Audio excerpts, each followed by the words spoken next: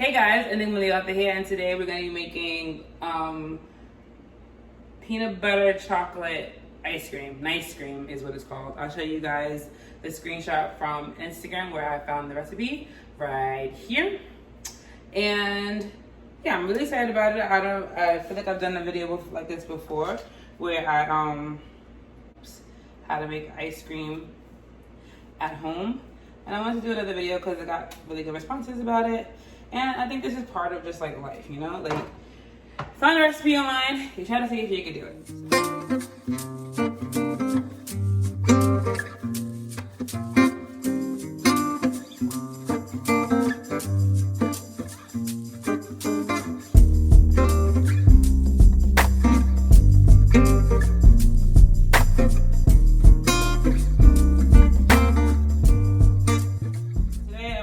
Ice cream. Also gonna be making lazy lasagna with turkey, ground turkey, but also pork sausage. So I'll also record that for you guys, just show you guys how I feed myself. It's like, I feel like you don't have to be fancy to like eat healthy, and pasta isn't necessarily healthy, but like when you're on a budget, these are things you do to make sure you eat well and don't buy so much junk food, you know? And so I'm a really big fan of ice cream, but I've also been trying to lose some weight, and so I can't be eating a quart of ice cream every time I feel like eating ice cream. But the flip side to that is I don't eat this ice cream all in one sitting either, which is good, because it's like it fills me up and it satisfies me a lot quicker than regular ice cream does. Even though, you know, every once in a while I want to treat myself, I will buy real people ice cream. Real people ice cream. Yeah. So what you need for this recipe is 4 frozen bananas. So these bananas have been frozen for a while, which is probably why I'm having a hard time peeling them. 4 frozen bananas. You need like a tablespoon of cocoa. I have dark cocoa because that's all they had at the supermarket. And 3 tablespoons of peanut butter and like a teaspoon of vanilla extract, and then you just put it in your food processor and you have ice cream. So yeah, let's get to it.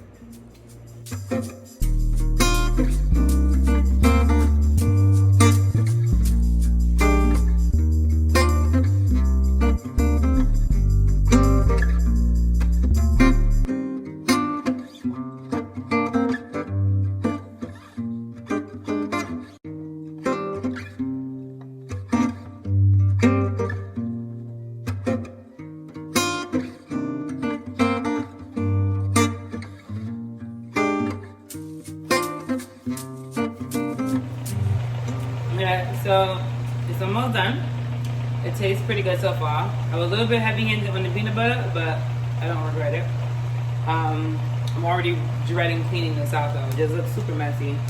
I don't know if you guys saw in the beginning there, I didn't put the blade in correctly, so I had to like manually like push it in so it could work proper. But I think we have another winner here. So I'm gonna cut it off and we're gonna taste it. And right off the bat, it is a lot thicker than any of the other like in its like pre-frozen state. It's a lot thicker than any of the other ice creams that I've made, and it's because of the peanut butter. But it's really good. You could definitely taste everything, like the peanut butter, the banana. I added a tablespoon of vanilla because I wanted to offset the darkness of the chocolate, but you can still taste the dark chocolate. It's good. Another win. All right, guys. Next is the lazy lasagna.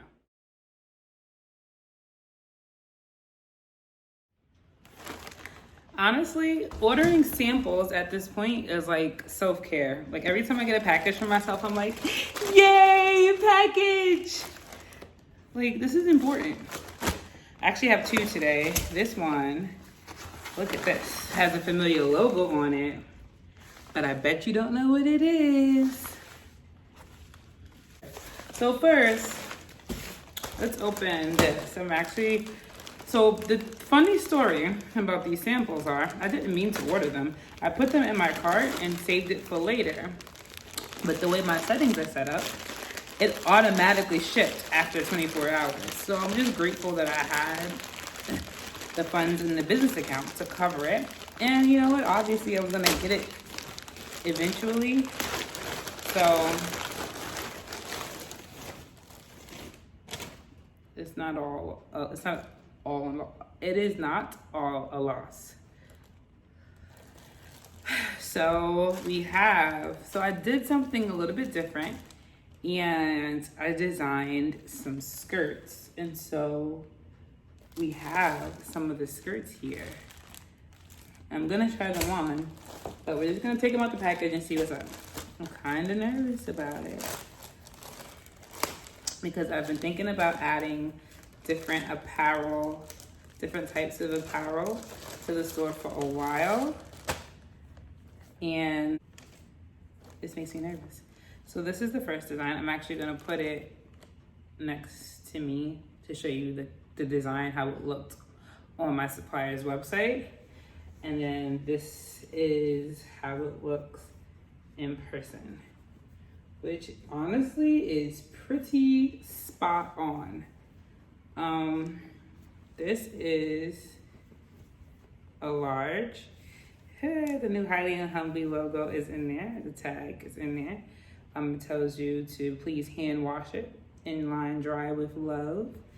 So I'll try them all on, but first I just wanted you to see what it looked like. It's actually a pretty decent, I don't want to say decent, it's good material actually. I thought it was going to be like more like spandexy, like the dresses that I ordered from my other supplier, but this is actually pretty good. Now, this obviously I don't like. It's not the greatest quality. But I like it, and I want to try it on to see what that's gonna be like. So let's see what the next one looks like.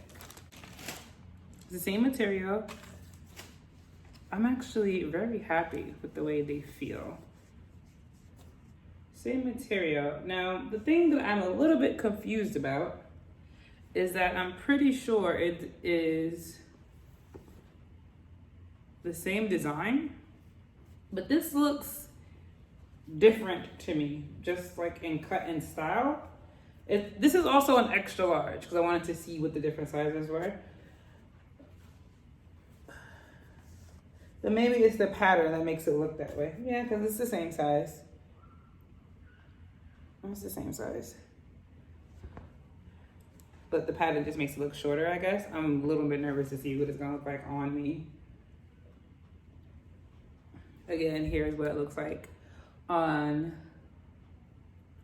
the model. But I am a tall, thick girl, so whew, it might look a little bit different. And when I say a little bit, I mean a lot of it. Okay, here is the last design. So right off the back, you're gonna have to wear a slip with this because I can see right through. I don't know if you can see it, but I can see right through it. And we have, oh, this one I forgot to put the label on it. This is a large. We're gonna try those on in a second, but first I want to open up this.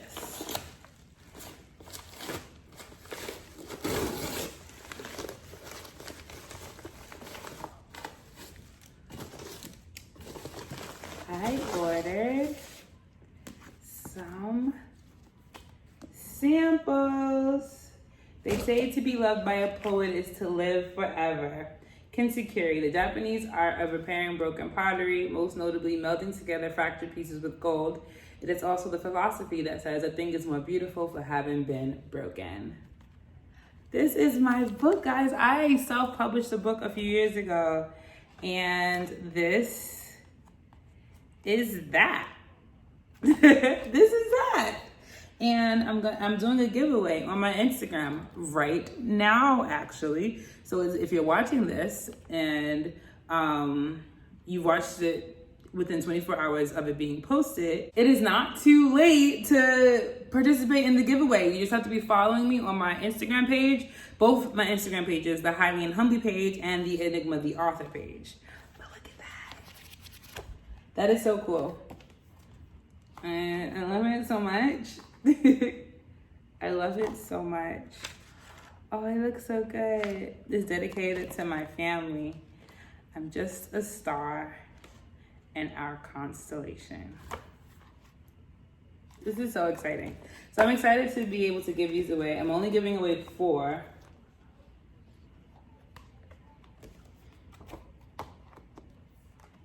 I'm only giving away 4.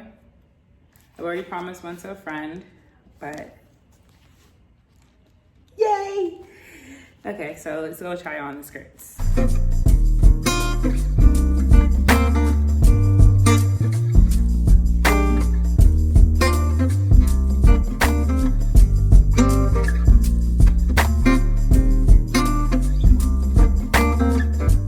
Okay guys, so it actually doesn't look bad. I don't know why I sound so surprised, but this is what it looks like. And this is a large. And this is what the fit looks like. And so I'll be adding these to the store. I like this a lot. I think it looks cute.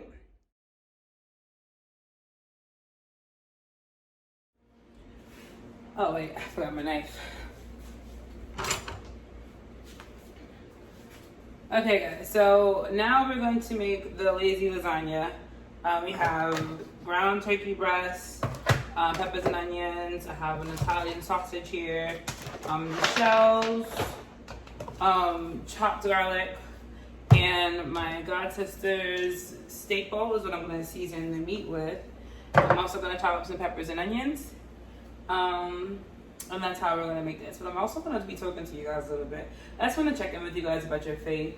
I haven't been like overtly talking about it. I kind of bring it up here and again, but that's part of the point of this channel. Is like I wanted to show that Christians don't have like one set thing, right? We don't look one specific way.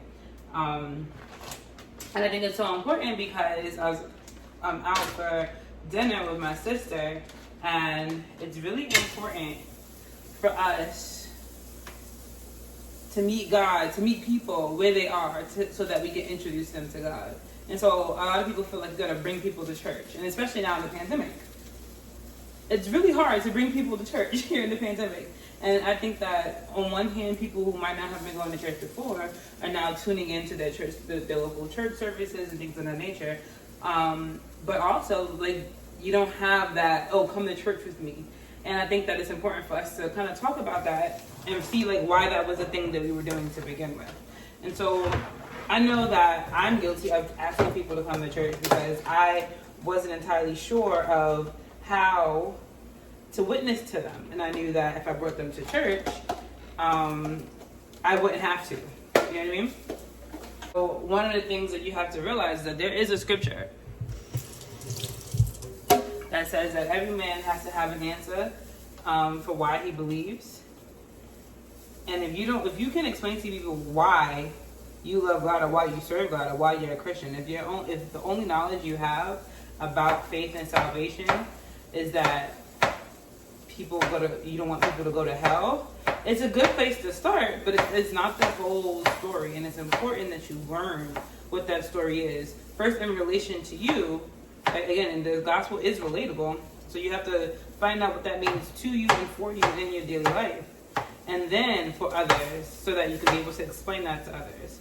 And so part of So again, right now I'm talking to people who are already Christians. I'm talking to people who already love God. I'm talking to people who already have relationships with God, no matter where you are in your walk, because you are already further ahead than people who just don't know who God is. And so this is for you. So I just want to give you some tips and tricks on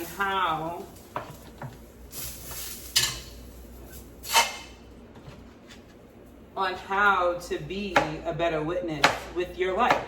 And being a better witness with your life doesn't mean that you are a missionary, that you have to go to Brazil or go to Africa or like become a bishop or a deacon in the church. It means that your life is a witness to God and His glory and His favor and His power, right? And so this looks like a lot of different things. This looks like, but it looks like most of the time just how you interact with the world around you. Like evangelism and teaching people and being a living Bible looks more like you saying the right thing at the worst times. It looks more like you not screaming at your coworker or cursing your coworker out when they get on your nerves, or when you're quiet in times of controversy, not because you don't have an opinion, because you're waiting for the perfect moment to say the right thing, right? And so these things are all part of our walk. These things all God encourages us to do, and these things are often challenged in front of non-believers. And so this is what I mean by your evangelism, and especially in this kind of point in time in the Christian walk and in the Christian life. It should look like, what are you posting on your social media? What are you saying? Are you somebody who is posting, conspiracy theories? Are you somebody who is talking just negatively about the state of the world? And I also want to stop there for a moment. When I say talking negatively, I mean like, are you giving up on 2020? Are you, do you have nothing positive to say or any positive contributions to the current climate?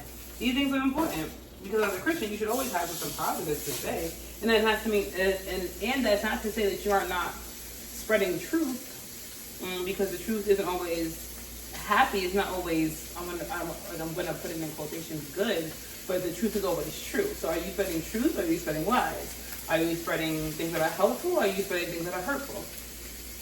Are you attacking people online or are you helping to educate people online? This is how you live out your faith so that others may see the Christ in you. And not necessarily by beating people upside the head with their Bible. And I just wanted to give you that food for thought. I'm going to keep cooking. I'll do a time lapse so you guys can see this process, so you know it takes a little bit longer to come together. But when I'm at the end, when I'm mixing all the pieces, I'll bring you guys back in.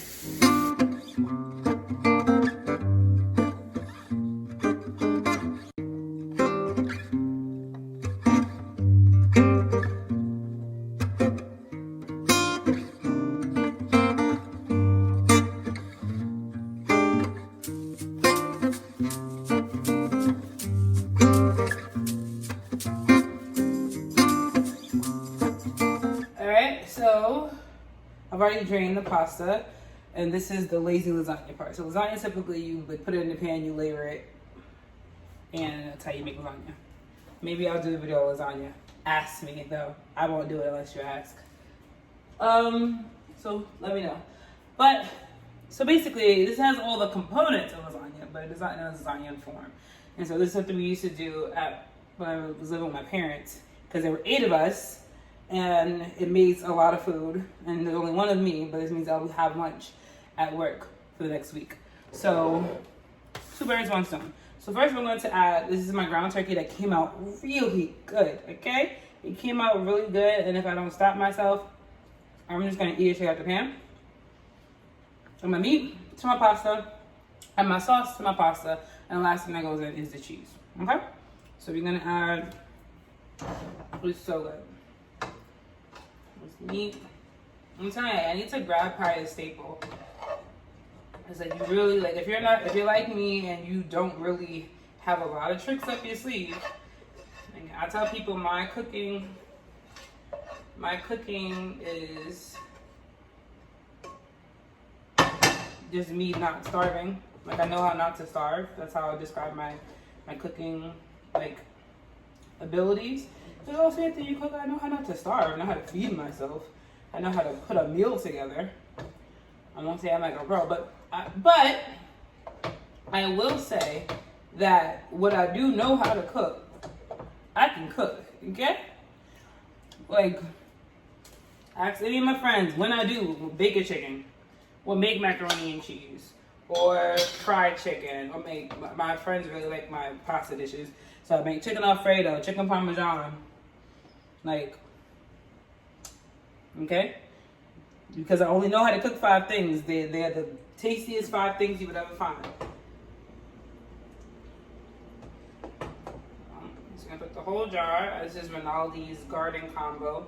I was gonna try to put some vegetables in here, but my vegetables had molded, which is something that happens because I don't eat them as often as I should, which is also why I started drinking smoothies.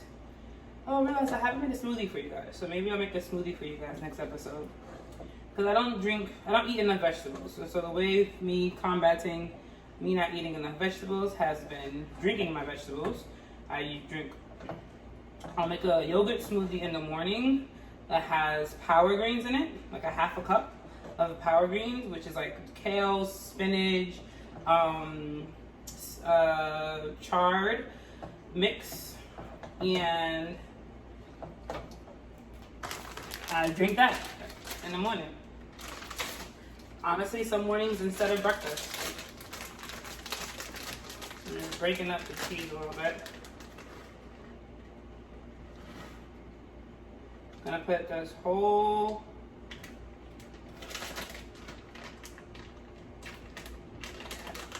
packet of lasagna in here, which is the equivalent of 2 cups, I think. This is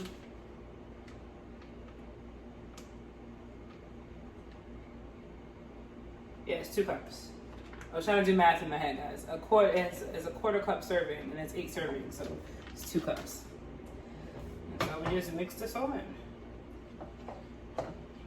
So I'm gonna bring the camera closer so you guys can see what it looks like. This is what it looks like up close. That looks delicious, to be quite honest. And so I'm looking forward to my lunch for next week. Check me the freak out. Yum, nom, nom, nom. Look at that, the cheese is melting. Doesn't that look amazing? There we go. There we go.